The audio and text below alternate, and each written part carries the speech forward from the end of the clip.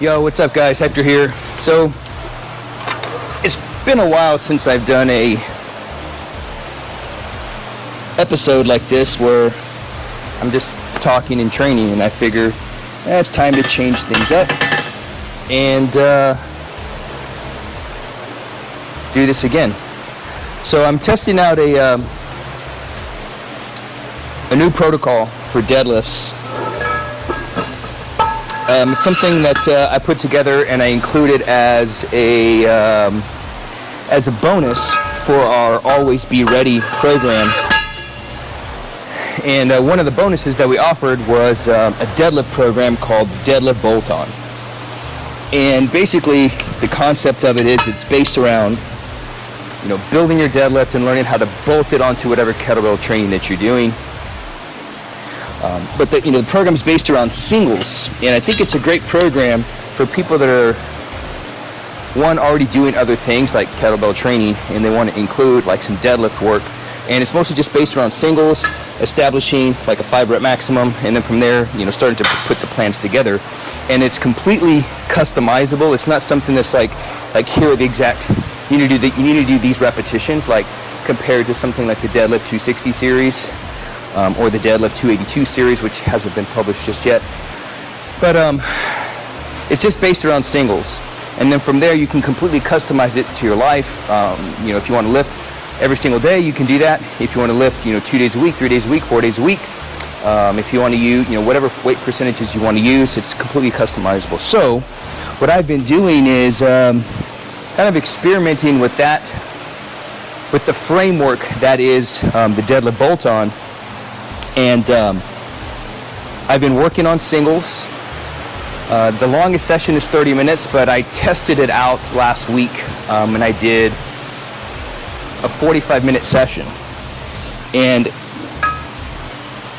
what I did during that 45-minute session was I did singles on the minute for 45 minutes. And so what I've been experimenting with is more of a strong endurance approach that Pavel teaches at Strong First. And I guess my focus of the program is, or my experiment is speed. Can I maintain the same speed, the same power output, single after single for 45 minutes, right? That was kind of my focus there. And that's really the focus of the Deadlift Bolt-On is, can you maintain the same power and speed every single set? And so today, I'm warming up. I do not know yet how long my training session is, so I'm just going to talk as I warm up. Again, because this protocol is completely customizable. And so I really don't know what I'm going to be lifting today. I don't know what weights I'm going to be lifting today. I don't know the duration of my set. I don't know my weights. I don't know the duration of my set. And that's it, because I'm doing singles. So those are the two things I really don't know yet. And so I've been doing this protocol, it's set up just to go 3 days a week. But, I've already done an 84 straight day deadlift experiment that was really successful, which I've posted here on the channel. And so I was like, what if I test out the Deadlift Bolt-On as almost like an intermediate plan if I decide to do deadlift daily again. And so that's kind of basically what I've been doing. And so every day I do a dice roll, and based on that dice roll, I will train for, I think it's 15 minutes, 20 minutes, or 30 minutes. And then in that time frame, I'm doing singles on the minute until I'm done. 45 minutes is not part of the protocol, but it was a day where I was, feeling pretty good, and I was like, I wonder, can I do singles for every minute for 45 minutes? I want to say I pulled, so the percentage that I pulled was, I think it was 90%, maybe it was 85% of my 5 rep maximum, which is about 72% overall of my 1 rep maximum. I think it was either 405 or 425, and I ended up pulling very well. And my last rep was actually faster than my first rep.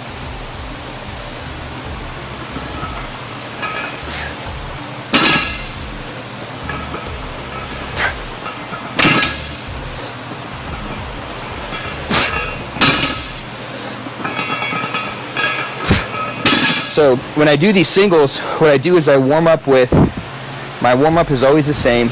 It's a specific warm up. I don't do any specific mobility or stretching or anything like that before I lift.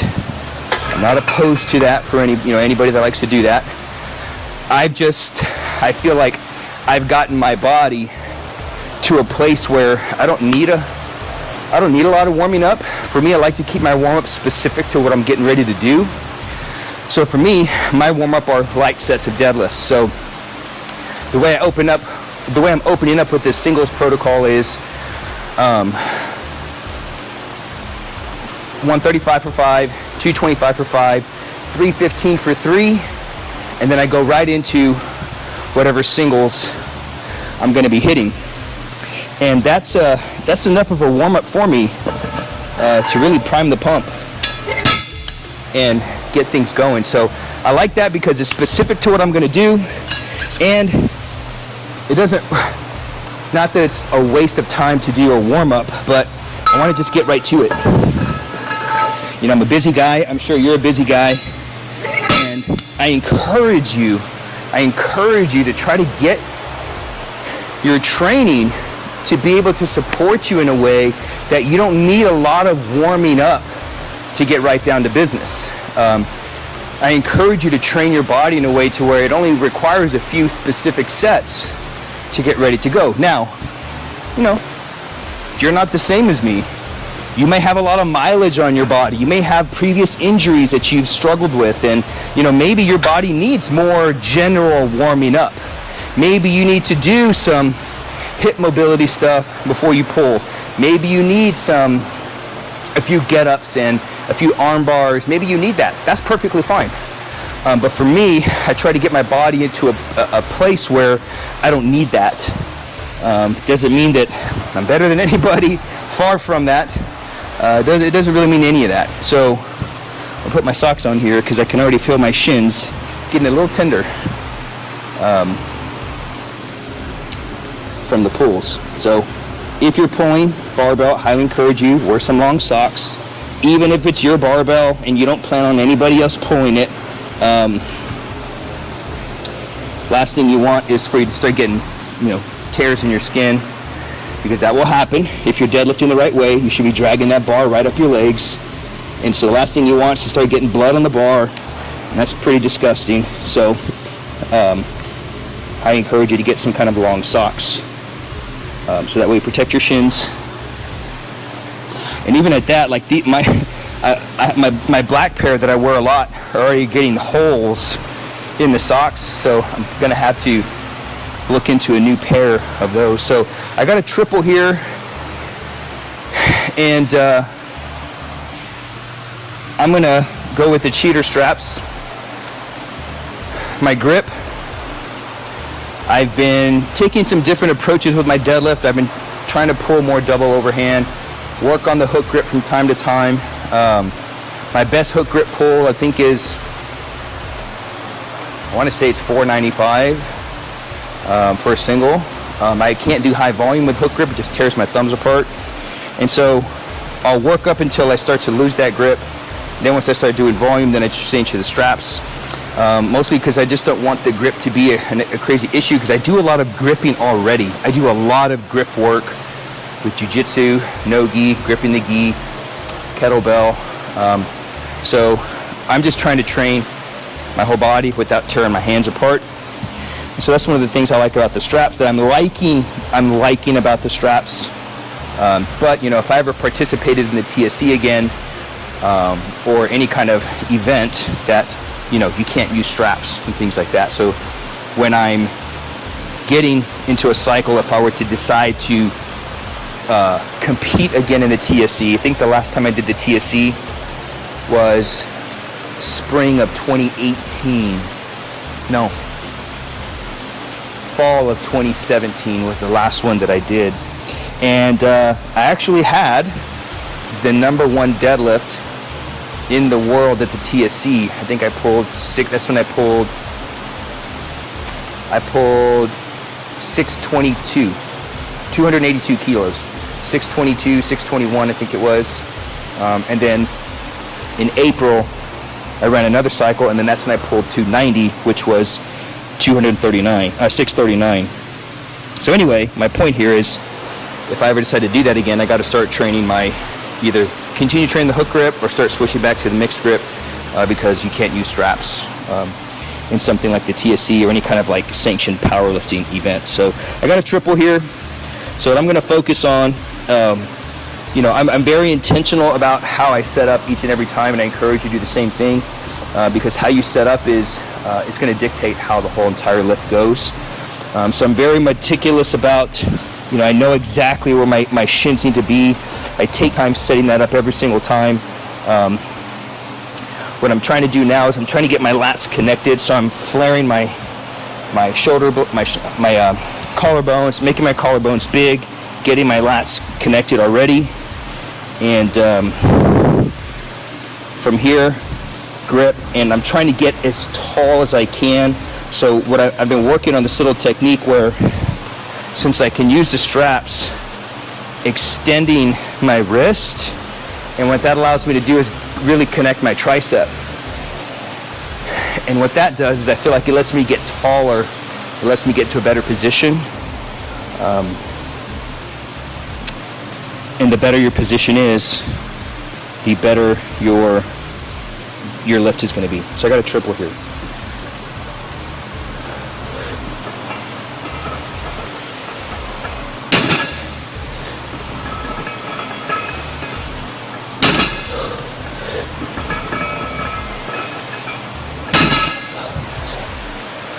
That was smooth. That was good.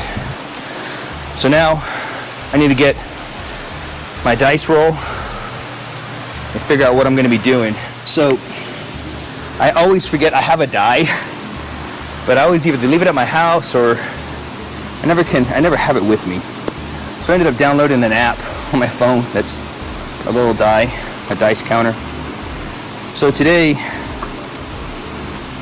Friday, I pulled for 20 minutes at 80%, which was 685. Again, this is 80% of my 5 rep maximum. So today, let's see what I got. So die roll, 20-minute session, but I already did a 20-minute session last workout. So I don't allow myself to pull the same duration back-to-back sets, and I don't allow myself to pull the same intensity back-to-back sets. So I got to re-roll. Same thing. 3, same thing. 4. So 15 minutes. So all we got today is 15 minutes. So it's basically 15 singles. Let's see intensity. So last intensity, I had 80%. So I'm going to either do 90 or 85%. Got to roll again. 85%. So today is 85% of my 5 rep maximum. Highly encourage you to always journal and log your training sessions. I always put all my notes, comments, I put that here. That way when I go back and I review when I'm done with the training cycle and maybe getting ready to start a new one, I log everything, like how each rep felt. Whether it was slower or faster, or man, my setup was off here, or my breathing was off, like any little thing. I'm always just trying to improve on that for the next set and for the next plan. So I hit 135 already. So again, I log everything, write down every single rep, everything I pull. So 85% of my 1 rep maximum, 85% of my 5 rep maximum. That puts me at 405. And in all honesty, because I used my I loaded up what was 80% of my max, and I pulled it for reps, which was 80% is roughly like, 5 to maybe 10 rep maximum. Just depends on the person. Depends on if you're a low endurance puller or a high endurance puller. I think I'm more of I used to think I was a low endurance puller, but now as I've been doing it longer, I think I'm more of a high endurance puller. High endurance pullers can handle high volume and high intensity. And another reason that makes me think that is if you can load up 80% of your max and you can do up to 10 reps and more, you're probably a high endurance lifter. And I loaded up 475, which was 80% of my training max, which was 595. I pulled it for 10, and I probably could have kept going, but I was feeling pretty fatigued, so I don't think that's a true 5 rep maximum. Probably closer to maybe 495 would probably be more of my actual true 5 rep max, but I'm rolling with that number. I'm just working on singles, so today I've got 405 for 15 singles on the minute for 15 minutes.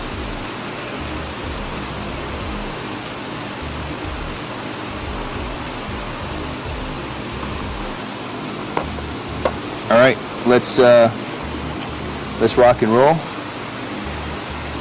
I got my tunes on. I've got my drink. So what I'm drinking here is just water. This is a half-gallon jug. I go through at least a gallon a day. It's 1 little scoop of BCAAs. It's a half scoop of carbolin, which is just pure carbs, and then it's 10 shakes of a shaker bottle to get some of that salt in there. I started adding salt to my water. I've actually added salt to my water I think it started around 2018 was I first started drinking salt water. I learned it from Cole Robinson, the snake diet guy. It really helped with fasting.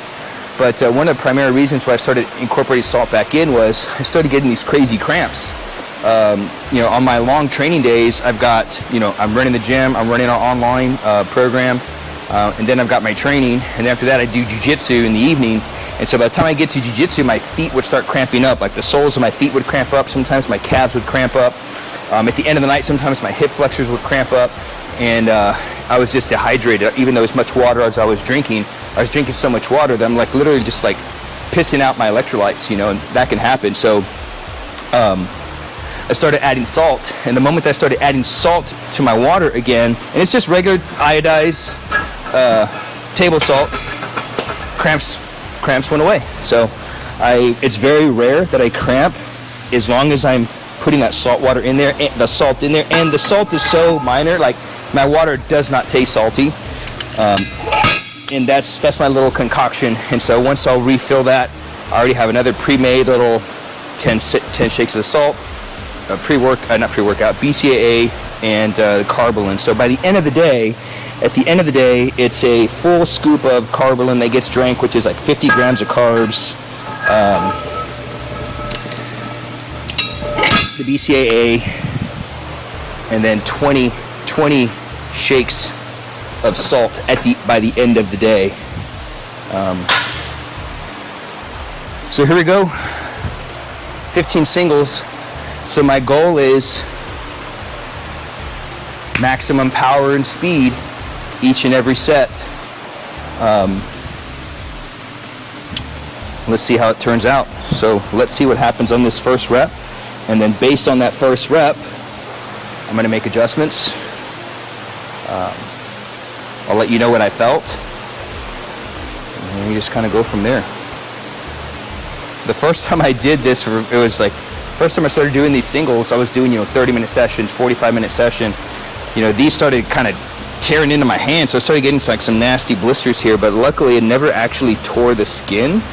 But yeah, they were getting pretty close, but I think now I've kind of conditioned them, and they're ready. So let's see how this first pull goes. And the first heavy pull is usually kind of always the ugliest one. So get those lats involved. I'm gonna take my breath, wedge the position, let it rip. Good. Not bad. Not bad. Definitely felt that more in my lat. I really felt that on my lats. So what I'm doing here is, as I'm setting up, again, I'm trying to flare my collarbones out, kind of like you're trying to like bow your chest. That really gets your lats to hit pretty hard, and I try to maintain that as I set up. And I'm just trying to wedge my body between the floor and the ground. I'm sorry, between the floor and the weights. So what I'm going to focus on here next is just trying to pick my chest up more, and I'm actually going to look kind of like out that way to the whole lift, and I'm going to try not to look down. I have a bad habit of staying good here, pulling, and then I come down and look down. Try to keep my posture up the whole time. That's what I'm going to focus on this next lift.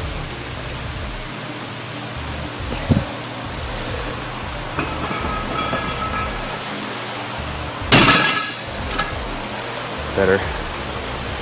That one took me more than a minute 22. Too busy talking. Normally what I'll do is, as soon as I pull here, I'll walk around just one circle of the gym, and then once I get back, it's exactly like 50 seconds, and then get ready to pull again. This next pull here, I'm going to focus on really, as soon as that bar gets to my knees, really focus on wedging my hips forward and quick lockout.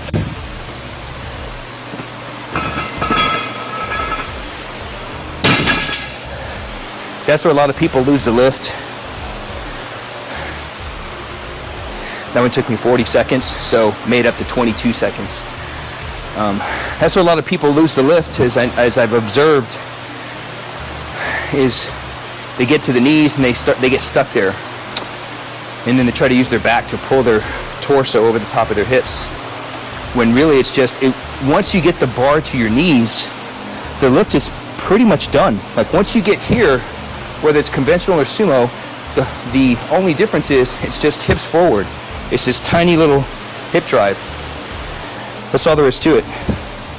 Let's go again. You'll see here, as soon as I get to the knees, hips.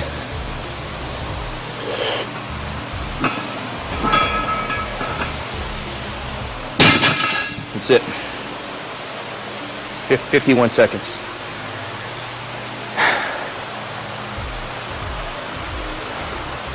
So I'm feeling it equally on my lats right now.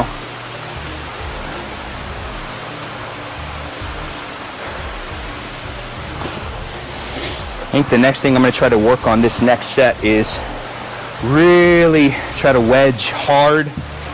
I'm going to try to get those weights to break the floor before the lift even happens.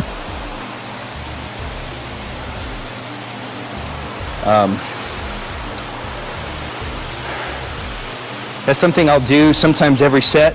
There's sometimes I don't try to break the bar intentionally every set. You'll probably see some of my lifts where it looks like the bar breaks, and sometimes where the bar doesn't break. The reason why sometimes I won't do it to where the bar breaks, like I'll just get locked in and then pull, is because wedging really hard and getting the weights to break is very taxing. And since I'm training more of like, it's not really endurance, but it's like an endurance approach. I don't want to tax myself. So today, right now, we're going to try to break.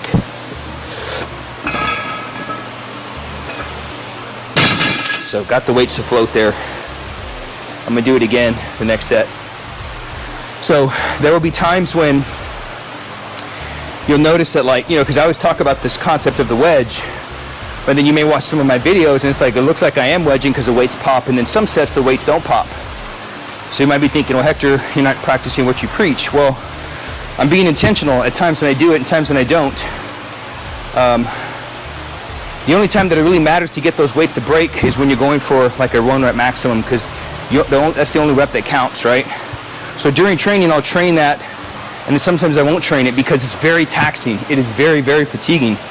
And in order to get that weight to break, it's just very tiring. So I'm gonna try to get it to go again.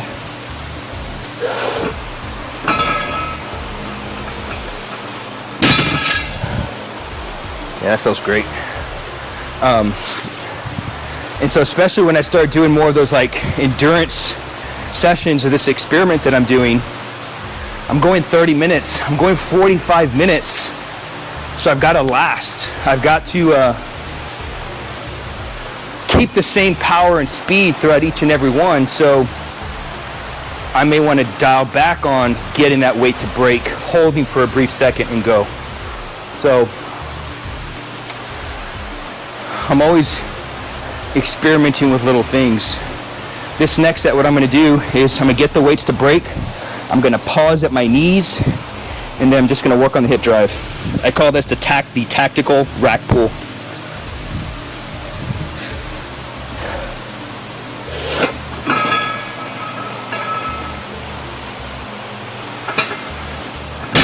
I call that the tactical rack pull because it's practical. I don't like rack pulls because, and I don't ever do them, but what I've noticed people that do rack pulls is you're still not learning to pull the weight from the floor. So I believe Ed Cohn has even said that rack pulls don't carry over to the deadlift, pulling it from the ground. You get really good at pulling from here to here, and most guys do it because they feel like I need to work on my lockout. When you really don't, you need to work on driving your hips forward. And so what I like about this, I call this a tactical rack pull, is because it's practical. I'm still pulling from the floor. I'm pausing at the knees, so I'm getting good at holding and maintaining tension, and then from there I'm working on my hip drive. So you're kind of getting the best of both worlds. This is something I've been practicing for the last couple of years, and man, it's awesome. So I'm gonna do it again. Wedge, get the weights to break, pause at the knees, rack pull.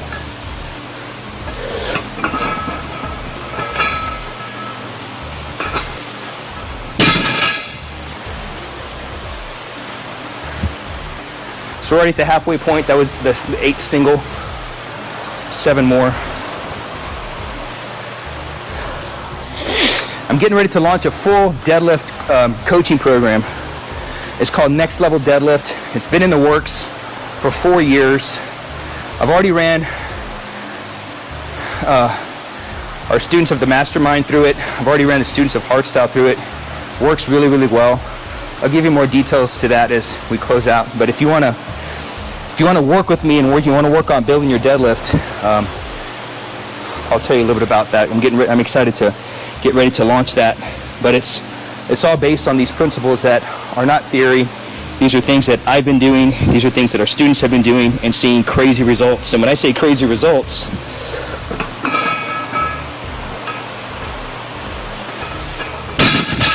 we've seen people go from, on average, we've been seeing people put anywhere from 30 to 50 pounds on their deadlift within a 6-month cycle. One of our students, Bill, crushed the whole program, ran it for almost 6 months, but we stretched it out. And in the whole year of his enrollment of the mastermind, he added about 100 pounds to his deadlift, following these exact same principles. And I think he was only pulling twice a week. Even if the program called for pulling 3 days a week, sometimes 4 days a week, he just stretched it out and he only pulled twice a week. So here we go again. Try to get weights to pop and hold and go.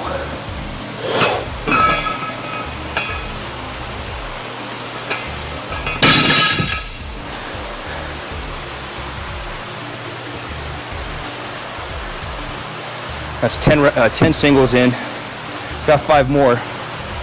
So for these next 5 singles, what I'm going to do is I'm going to work on the active negative and actively lowering the weight to the floor. I normally use this when I've got multiple reps to do, but I'm going to do it on the single, and I call this the reverse wedge. So what I've uncovered / discovered about the deadlift is there's 5 components of the wedge, or 5 wedges. There's not just one. And I uncover all of these wedges and I reveal them to you in our next level deadlift program.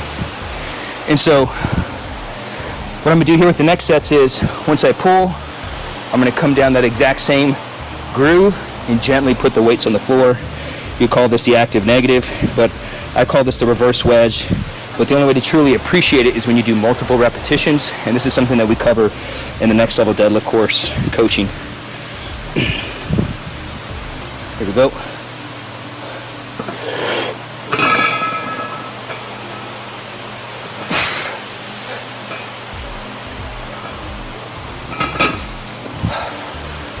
That really keeps your body under tension, hits the lats really hard, because you're really using the lats to keep shoulders connected, not allowing your posture to break.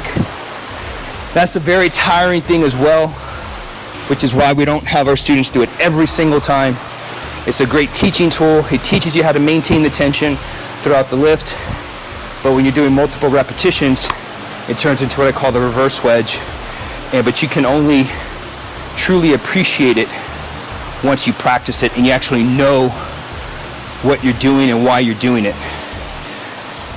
But I can't give you those secrets right now, because that's what the next level deadlift course is all about.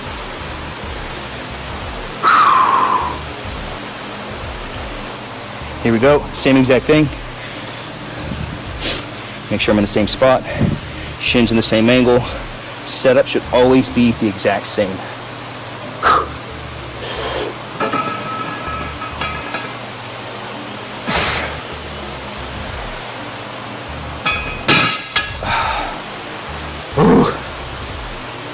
That's 12.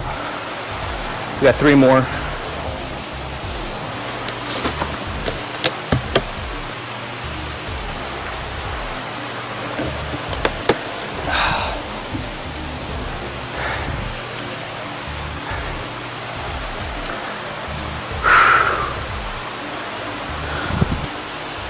My heart rate's 132 on average.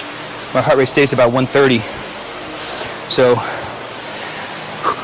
getting some of those endurance pieces. And other than jiu-jitsu, I don't do a lot of endurance work. I train my heart for endurance, but through the strength exercises. But I don't do a lot of endurance work, and my resting heart rate's always around 40 beats. Sometimes it goes to under 40 beats a minute. Okay, same exact setup. This time I'm just going to go straight pull. I'm not going to worry about the wedge.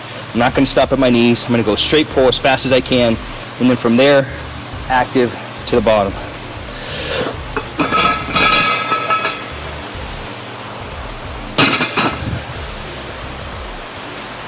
I got 2 more. That's how I'm going to finish the last 2 lifts. So hopefully with what I practiced in these 13, 12 lifts, 13, 14, 15, they're going to be the last 3. The goal is max speed. Can I maintain that effort all the way through? Here we go. Same exact thing, same setup. Legs in the exact same spot. Lats getting connected. Same breathing pattern, same wedge, speed.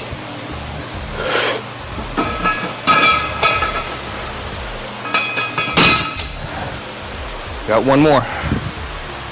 That one took me 51 seconds from the last set.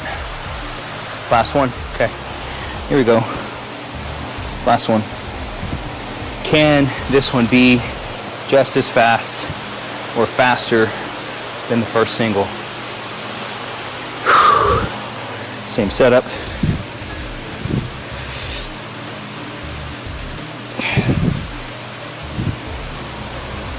There we go.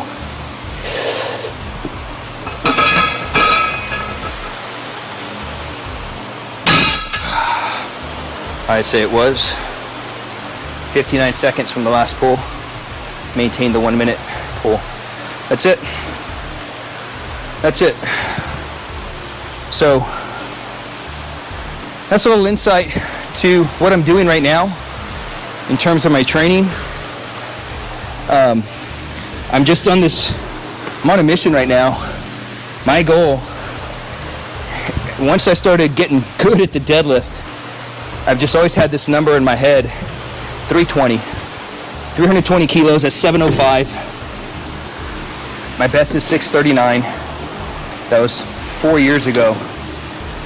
My training max right now is 595. So my goal is to get to that 320. There's something about that number that I want. And so I definitely feel that I'm getting closer to that. And if you want to know how I've been doing it, and you want to learn how to build a deadlift, I invite you to be one of the founding members of the launch of Next Level Deadlift. What it is it's a 12-week deadlift coaching program where I give you pretty much everything you need to know about how to build a deadlift. Even if you've never deadlifted before in your life, even if you've heard that the deadlift is bad for your back, deadlift is not bad for your back. How you deadlift is bad for your back, okay?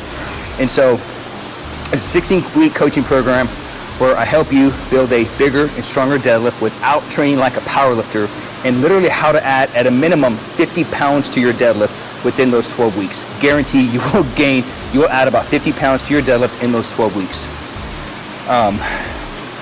The reason why it works is, number one, it's based around the Soviet weightlifting model that I learned directly from Pavel. It's based around all the variability, everything you need to know to vary your sets from day to day, week to week, month to month.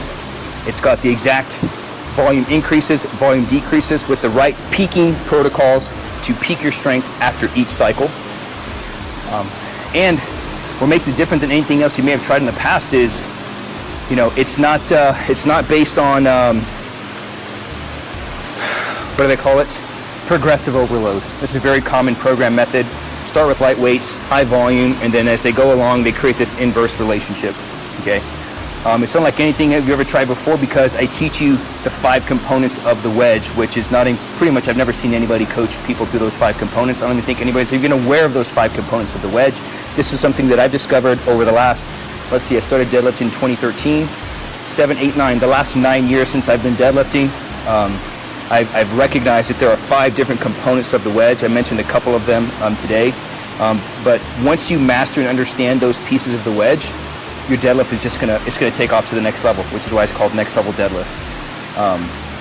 It's the exact same system that I've been using, exact same skills, exact same practice, exact same technical days that I've been using since 2013. So it took me, from 2013 to 2018, it's a 6-year period. I went from barely being able to deadlift 405 to pulling 640, 639 without a belt, before I started using straps, without assistance exercises, and really without interfering with my life, really. It didn't interfere with my life being a man, a husband, and father, training jiu-jitsu. It actually elevated and made those better. So here's what you need to do next. If you want to be a part of the Next Level Deadlift launch, leave me a comment below with interested. From there, we'll find a way to connect together. I'll lay it all out, cost, coaching, expectations, all that, and then we'll just take it from there. So if you're interested in the Next Level Deadlift coaching program, this is a coaching program, not some DIY, you do it on your own, because those programs, you'll buy them, they'll sit in the shelf of your Google folder, and you'll really never use them. So you'll be working directly with me for 12 weeks where I help you build your deadlift and take it to the next level. So if you want to know more about that, drop interested in the comments below, and we will set a time to go through all that, and I'll give you all the details. All right, so thanks for watching, man, and I'll see you on the next episode. Peace.